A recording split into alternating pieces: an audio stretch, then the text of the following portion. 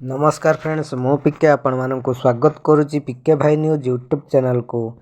PM किसान योजना एवं कालिया योजना को नहीं आसला बहुत ही बड़ खुशी खबर जहाँकि पीएम किसान योजनार 16तम किस्ती टंका काली मिलवा को जाउची एवं कालिया योजनार टंका केबे मिलिबो चलंतो जानिबा ए वीडियो माध्यम रे। ता पूर्व जदि चैनल नुआ अछंती एबे पिके भाई न्यूज यूट्यूब चैनल को सब्सक्राइब करी साइट रे थिबा बेल आइकन को प्रेस कर दिंतो, जहाँ फल आगु को जहाँ सबू नुआ वीडियो रो अपडेट आसीबो प्रथमे आपन को पाखरे पहुंच पारिबो। एबे चलंतो जीवा संपूर्ण वीडियो ऊपर को।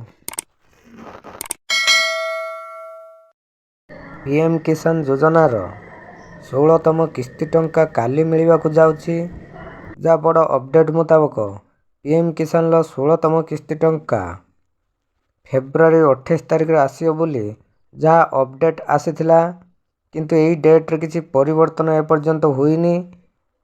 तो चाषी मानक पई आसीची बहुत बड़ खुशी खबर जहाँकि काली मिलवा को जाउची पीएम किसान योजनार 16तम किस्ती टंका एवं कालिया योजना को नहीं आसीथिला बड़ खबर जहाँकि 3 वर्ष बढ़िला कालिया योजना।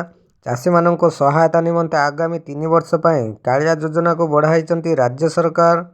एने लोकसभा भवन में मुख्यमंत्री नवीन पट्टनायक अध्यक्षतार निष्पत्ति निया जायथिला 3 वर्ष बढ़िबा नहीं 6029.70 कोटी टंका खर्च हो बोली जहाँ अपडेट आसी जाइए। एवं सबुठार बड़ अपडेट जे भूमिहीन चाषी माने 2000 टंका अतिरिक्त सहायता पाइबे बोली जहाँ अपडेट आसीची। किंतु कालिया योजना रे केबे मिलिबो टंका एने फाइनल डेट आसी नहीं।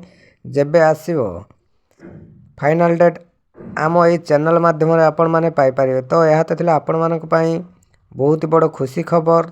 यही बड़ी इनफॉर्मेटिव वीडियो पाया आम चैनल पिके भाई न्यूज यूट्यूब चैनल के सब्सक्राइब करी साइड रे बेल आइकन प्रेस कर देनो। थैंक्स।